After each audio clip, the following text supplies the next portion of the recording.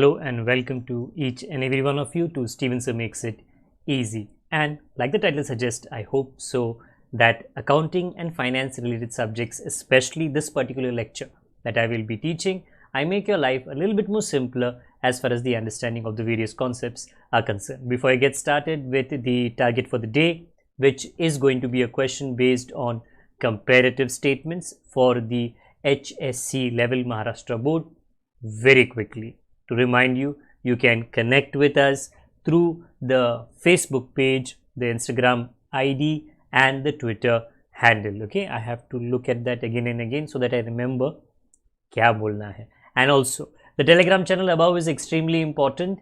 Reason being, all the PDF of all the questions and the chapters that are going to be taught, coached for, tutored for in the future to come will be shared on the Telegram channel. The information about all the lectures that are being uploaded and the link of those lectures, okay, are going to be shared on the Telegram channel. If you are a part of that, you will be intimated on a regular basis.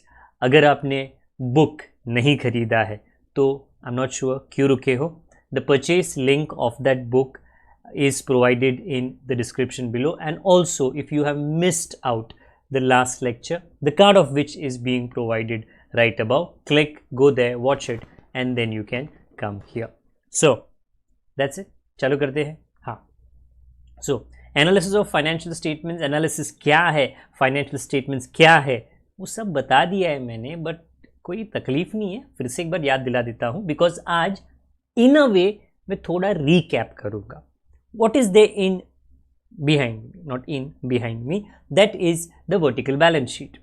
Vertical balance sheet में क्या होता है? Balance sheet होता है assets and liabilities, but category wise होता है. Okay, so we have two categories, sources of funds, and a little bit down we have got application of funds. Sources का मतलब क्या? कंपनी में पैसा कहाँ कहाँ से आया? एप्लीकेशन का मतलब क्या? कंपनी से पैसा कहाँ कहाँ पे खर्चा हुआ. सोर्सेज में there are two main sources. एक ओनर्स फंड्स और share holders funds. Second borrowed funds, बाहर वाले का पैसा. So A and B add करोगे, you get total funds available, और you can call it raised. हाँ, एप्लीकेशन ऑफ फंड्स का मतलब क्या है? खर्चा कहाँ पे किया? फर्स्ट बहाना फिक्स्ड एसेट पे, सेकेंड बहाना इन्वेस्टमेंट पे, थर्ड बहाना मतलब नॉट बहाना as such, genuine reason working capital पे, which you get by doing current assets subtract current liability. सबसे लंबा लिस्ट इसी का है. अच्छा, normally for you I don't expect a vertical balance sheet so long to come. Normally नहीं. Reason क्या है? अगर उसको कॉमन साइज कंपेरेटिव में कन्वर्ट करना पड़े, then there are percentages and there is a lot of multiplication and division, and unfortunately because you are not still permitted the use of a calculator, okay, that becomes too tedious. वो बहुत ज़्यादा मेहनत हो जाती है. मेहनत करना बुरा नहीं है, बट टाइम में फिट नहीं हो पाता. So what does the examiner do? वो थोड़ा कंसाइज इसको छोटा करता है. He will only give you share capital, reserve and surplus. आज तक तो हमने फिक्टिशियस एसेट, झूठा एसेट देखा भी नहीं है. And he will give you borrowed funds, straight forward. So he and you don't have to write current asset में 4 एग्जाम्पल्स, करंट लाइबिलिटी में 5 एग्जाम्पल्स, तो कहानी बहुत लंबी हो जाएगी. हाँ, एग्जामिनर को भी पता है वो आपका जानी दुश्मन नहीं है. He will fit it in the time frame that is permissible in the examination. Behind me is the vertical balance sheet, after which I have taught you a vertical revenue statement, or you can call it an income statement. Up down. up पे क्या है? Trading account जो gross profit पे खत्म होता है. Down क्या है? प्रॉफिट एंड लॉस अकाउंट जो नेट प्रॉफिट पे खत्म होता है. Today we are doing balance sheet and revenue statement, income statement. Okay, और ये दोनों हम लोग कंपेरेटिव के स्टाइल में करेंगे. कॉमन साइज एक अलग स्टाइल होता है, ओके, बट अगर आप थोड़ा टेक्स्ट बुक के पेजेस आगे पीछे करोगे ना, you will notice that the comparative style whether वो बैलेंस शीट में हो, वेदर वो इनकम स्टेट में हो, वो ज़्यादा बार पूछा गया है, तो थोड़ा प्रैक्टिस उसका आज हम लोग कर लेते हैं. What am I trying to do next time, वो काफ़ी अलग रहेगा from what I have coached till now. So today kind of ये जो चैप्टर है, ये चैप्टर के एक हिस्से को, वन पार्ट को मैं खत्म करूंगा, and the next part I will start the next time. So our first question today in two different questions, not the same question. So let's start to read the question. What does it say about me? Income statement of ABC Limited for the year ended 31st March 2018 and 19. So there are 2 years given. Comparative, whenever you do, you have to have 2 years. Prepare comparative income statement. Now मैंने ऐसा क्यों कहा कि ये जो question मेरे ऊपर है ये बहुत बढ़िया है. रीजन, सेल्स होता है, लेस कॉस्ट ऑफ सेल्स. अरे हमको लेस करना है, इन्होंने खुद बोला लेस, एंड ग्रॉस प्रॉफिट भी दिया, तो वो तो और सोने पे सुहागा है. Less indirect expenses. Indirect expenses means operating expenses, operating. तो वो सीक्वेंस जो मेरे ऊपर है ना, दैट इज करेक्ट, उसमें कोई गड़बड़ नहीं है. Then net profit before tax, we call it operating profit या नेट प्रॉफिट बिफोर टैक्स. उसमें से हम लोग टैक्स माइनस करते हैं और हमको नेट प्रॉफिट आफ्टर टैक्स आता है. Meaning all of you the sequence about me, hey that's perfect. उन लोग ने ही माइनस करके हमको आंसर भी दे दिया है, तो हम लोग को तो यही कॉपी करना है.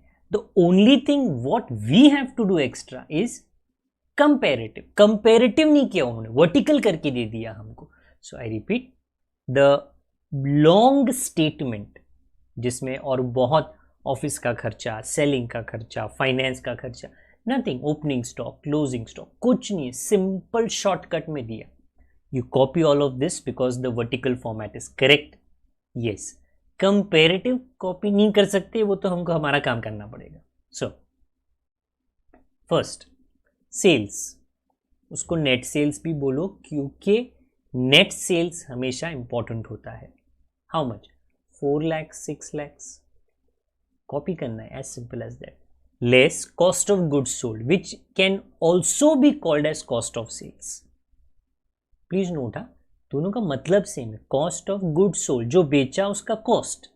कॉस्ट ऑफ सेल्स मतलब जो बेचा उसका कॉस्ट, तो अलग नहीं है. Many students, sir we are confuse. अरे कंफ्यूज क्यों? COGS और COS they mean the same.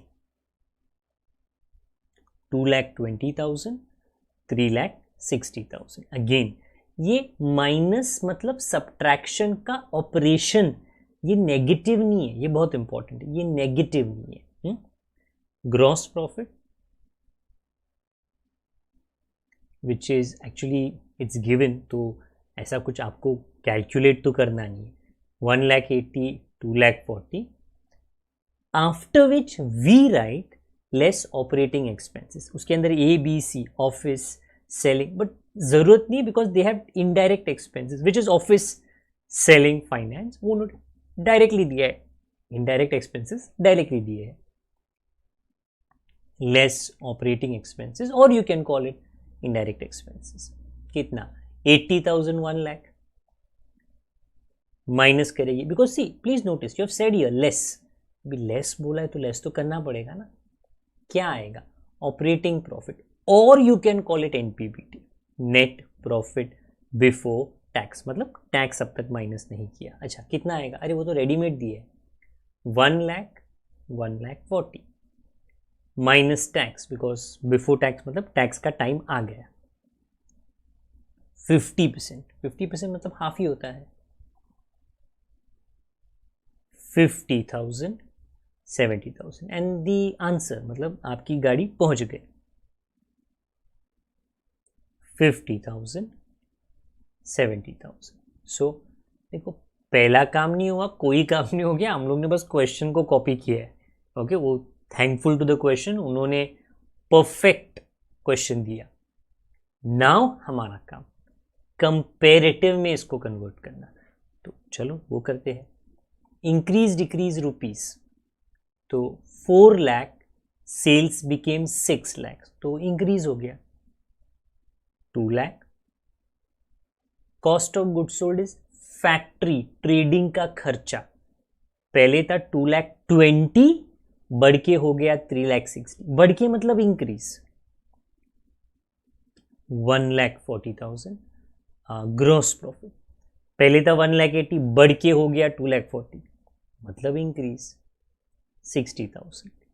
Operating expenses business का खर्चा पहले था 80,000 फिर हो गया 1 लाख, 20,000 बढ़ गया। सिंपल होता है, सो नॉट इतना तकलीफ नहीं है। ऑपरेटिंग प्रॉफिट पहले था 1 लाख फिर हो गया 1,40,000, बढ़ गया 40,000।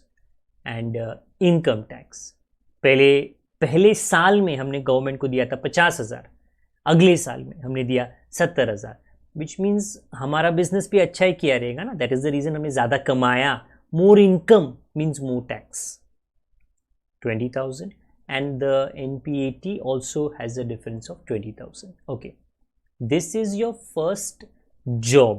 Find out increase decrease in rupees. The second job is to find out increase decrease in percentage. For that there is a formula. Formula में करना क्या है, ये जो इंक्रीज डिक्रीज है ना, into 100 upon base amount. What is base amount? First year is the base amount. First year is the base amount. Okay, first sales 2 lakh into 100 divide by 4 lakh. When I orally say it is fast, but when you write it थोड़ा time जाएगा, no problems. Okay, like I say, ये नहीं हो सकता चुटकी बजा के, you have to work it out. Okay, तो sales का percentage which is, let me move. हाँ, तो सेल्स का परसेंटेज पहले तो सेल्स लिख लेते हैं into 100. This board behind me, ये रफ वर्क है. Okay, the fair work is the main statement. 5050. Next cost of goods sold, उसका 1,40,000. 1,40,000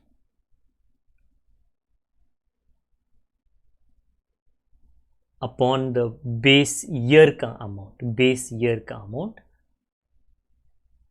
63.64. 63.64. It can come in recurring decimal. आप 2 डेसिमल प्लेस तक राउंड ऑफ करो. Gross profit 60,000. So it's there upon its base amount. हर line का एक base amount अलग है. 33.33. This is not new. Reason is I have done 2 problems last time, same style. Operating expenses today just मैंने balance sheet and this एक साथ में करना था, ताकि एक साथ में आपको मैं याद दिला सकूं. Reminder is very important. 20,000 मतलब वो ऑपरेटिंग एक्सपेंस है, उसका percentage upon the base amount into 100. And the base amount is not same, common size में सेम होता है. 25. Operating profit 40,000 upon 1 lakh. 40,000 upon 1 lakh orally बोल सकते हैं, मतलब ओरली बोल के उसका कैलकुलेशन भी ओरली कर सकते. वो नॉर्मली 40% ही आता है.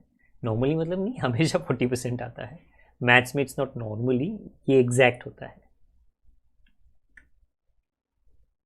Then income tax, it is 20,000 upon 50,000. In fact NPAT about me it's the same. Okay, तो कोई फर्क नहीं होगा, दोनों का आंसर एक ही आएगा. Income tax 40% and NPAT which is the same increase decrease, the same base, also 40%.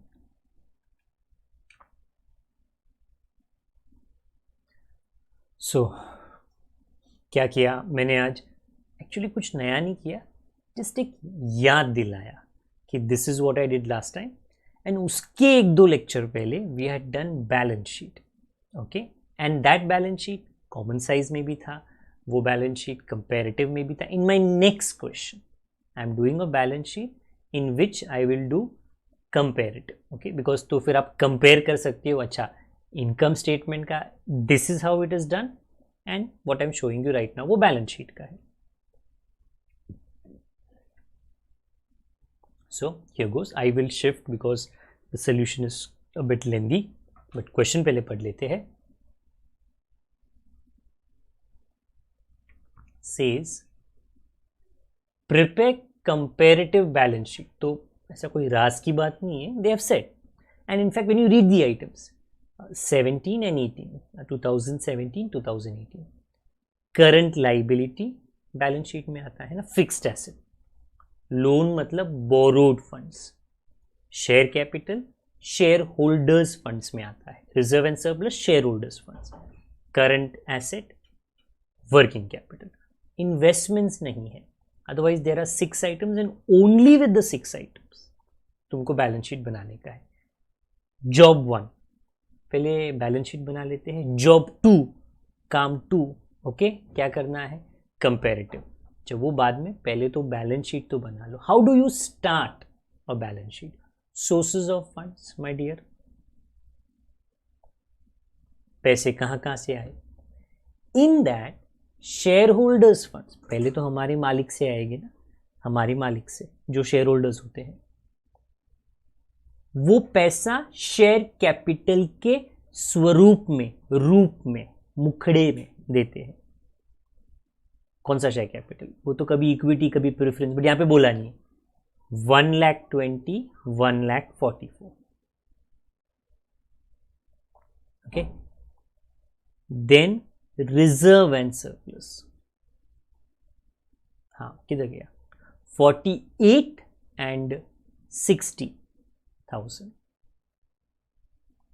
and till last time I did write here less C, fictitious asset, but ना आज है नहीं, तो मैं I am not saying shortcut ले रहा हूँ, ज़रूरी नहीं है लिखना.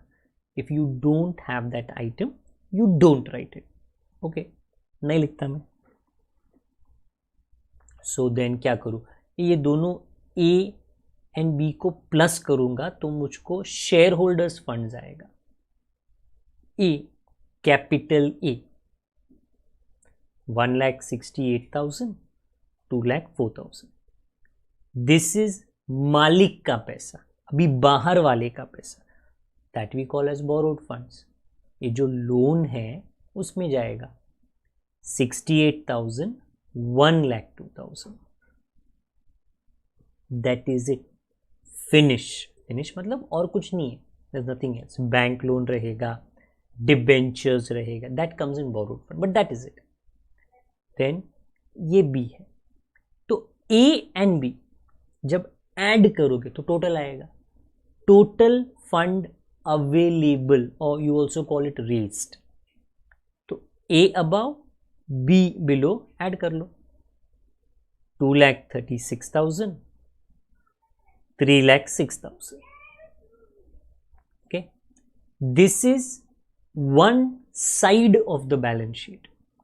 इतना पैसा जमा हुआ, अभी खर्चा करना पड़ेगा. ओके, ऐसा नहीं कि भाई पार्टी शार्टी में खर्चा कर रहे, कंपनी को चलाने में खर्चा कर रहे हैं.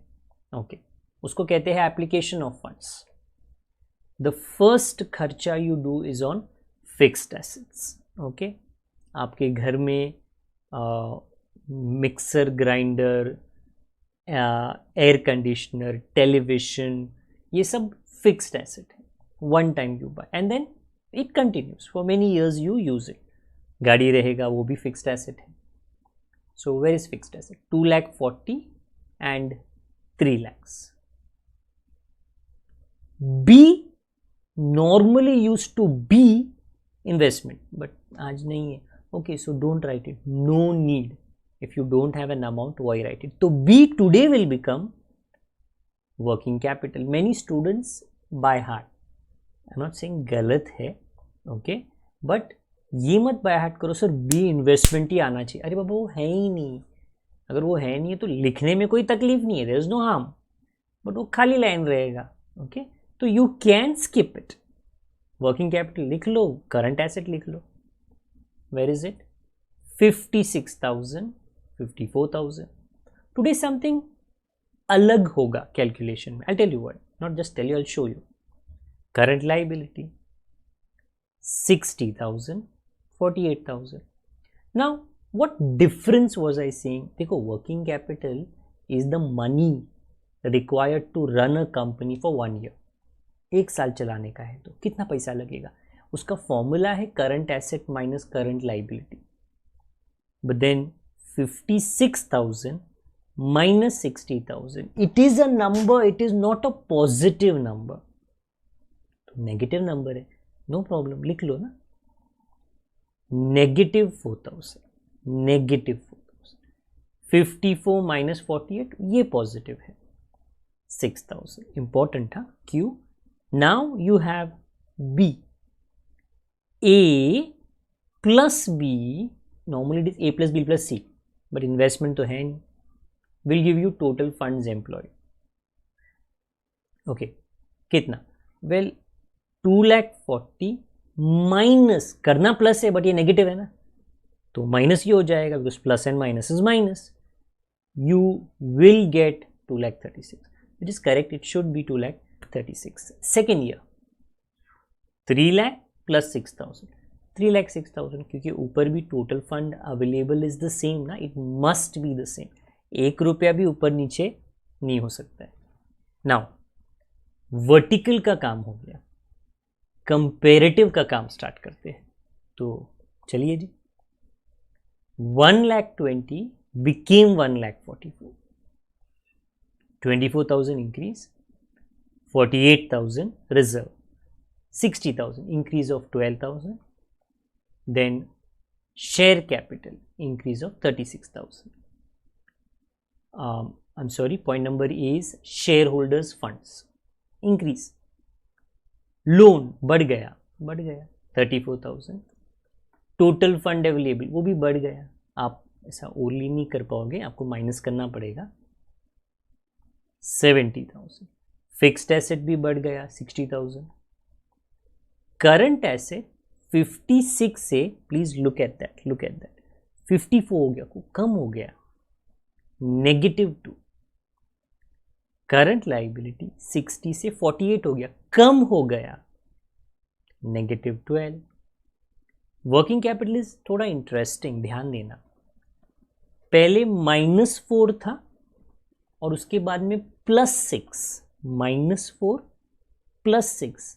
मैनी स्टूडेंट्स गलत आंसर देते हैं. उन लोग बोलते हैं सर जो डिफरेंस है ना 2 वो लिखना. नहीं, आपको कितना इंक्रीज डिक्रीज हुआ वो सोचना है. तो प्लीज थिंक लाइक दिस. अगर आप एक नंबर लाइन जानते हो, 0 इस तरफ नेगेटिव, इस तरफ पॉजिटिव, तो नेगेटिव साइड पे यू आर एट -4 एंड आप वहां से -4 से 4, 3, 2, 1 फिर 0, यू केम टिल 6 इस तरफ.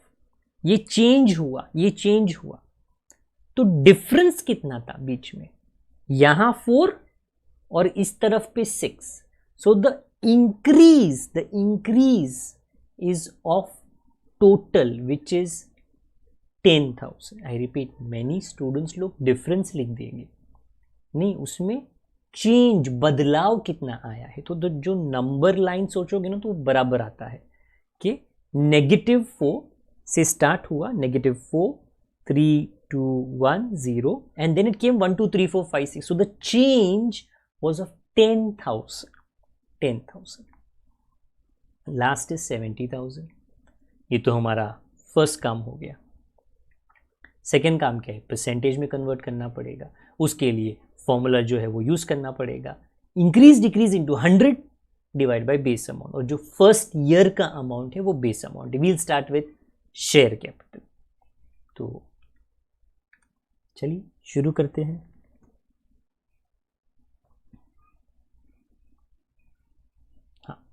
तो for share capital the increase was 24,000.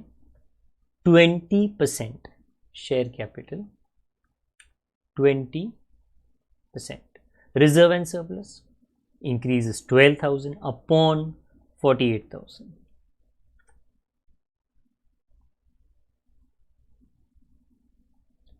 25. Then it is shareholders funds और आप owners funds कह सकते हो. 36,000 upon 1,68,000.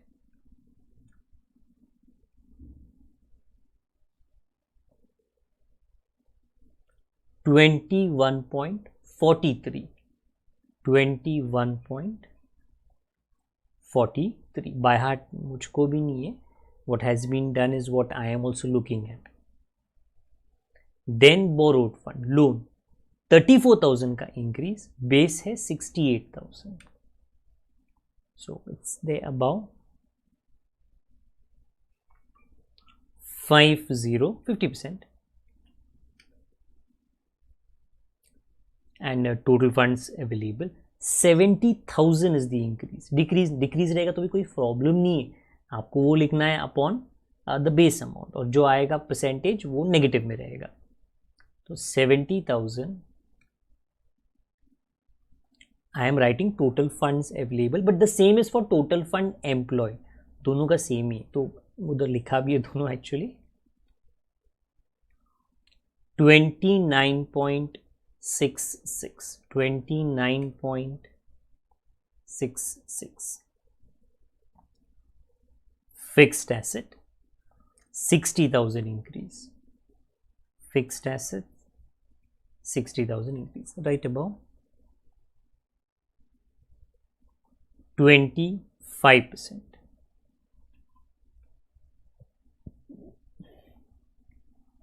इन्वेस्टमेंट नहीं है, जो है वही करेंगे. Oh I don't know why. हाँ, current asset it has negative मतलब डिक्रीज है 2,000. तो उसी को लेके सॉल्व कर लो, because the formula says increase और डिक्रीज इन 200 अपॉन 56,000. तो जो आंसर है वो भी नेगेटिव में है, 3.57. 3. करंट लाइबिलिटी नेगेटिव, तो नेगेटिव आंसर आ जाएगा. नो, हमारा कोई कंप्लेन नहीं उसके बारे में. 20%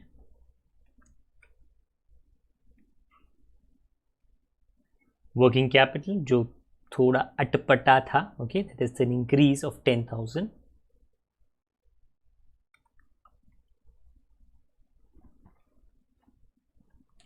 250. ओके, तो उतना इंक्रीज हुआ है, नेगेटिव से पॉजिटिव हो चुका है 250%.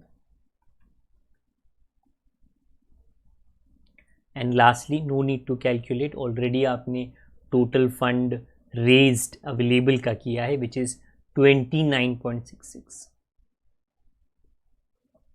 then there is nothing for me to be speaking to you. Reason being, my target today was to just recap in income statement what we have done in comparative and in balance sheet. So this is a perfect example for a balance sheet. So here common size, comparative, ये concepts आज समाप्त होते हैं. Chapter लंबा है, इसके बाद में एक दूसरा पार्ट ऑफ द चैप्टर मैं आपको नेक्स्ट टाइम इंट्रोड्यूस करूंगा. ओके, हाँ, सो अभी के लिए तो मैं सीन को चेंज करता हूँ. And before I leave, very quick reminder, the PDF will be available on the Telegram channel and in the description. As and when the chapter comes to an end, it will contain the question as well as the answer, because many times you will notice that the textbook does have, even today, okay, the first sum text में एक printing error था, तो वो जो rectification है वो किया गया है, वो PDF में आपको सही से मिल जाएगा. Okay, so that is it for the day. If the explanation was understood by you, please do like the video, please share it with your friends. That will help your friends and it will help in the growth of the channel also. And कोई doubts रहेंगे ये questions के बारे में, ये नहीं, okay, जो question था उसके पहले बारे में, तो वो आप डेफिनेटली जो कमेंट सेक्शन है उसमें आप लिख लीजिए. So this is it for me for the day. Take good care of yourself, take good care of your family members, of your seniors and juniors. This is Steven sir, this is a goodbye. I hope you always stay safe, secured, and I will meet you with the continuation of this particular chapter. Tab tak ke liye, okay, bye bye, good day, God bless.